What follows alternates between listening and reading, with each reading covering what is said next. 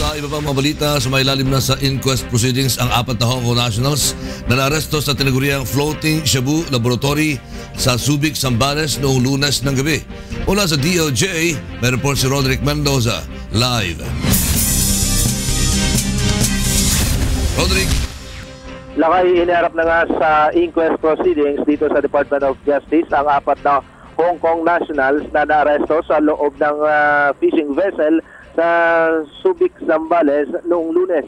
Walang rehistro ang barkong pangisda na hinihinalang ginagamit na paggawaan ng shabu. Kinilalang mga suspect na sina Win Fai Lo, Xu Fok Leong, Kam Wak Wok at Kwok Tung Chan. Nakumpiska sa kanila ang kalahating kilo ng shabu at isang hydrogenator machine na ginagamit sa paggawa ng shabu. Naharap sila sa mga reklamong possession at manufacture of illegal drugs batay sa Section 8 at 11 ng Republic Act 9165 o ang Comprehensive Dangerous Drugs Act of 2002. Tumanggi na ang mga suspect na sumailalim sa preliminary investigation at magsumite ng counter affidavit. Sa halip ay hiniling ng mga ito na makatawag sa kanilang embahada.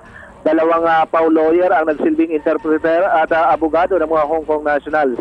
Submitted for resolution na sa ngayon ang mga reklamo at magpapasya na lamang si Senior Assistant State Prosecutor Juan Pedro Navera kung kakasuhan sa korte ang mga suspect. Lakay? Maraming salamat, Roderick Mendoza, nag-uulat mula sa Department of Justice.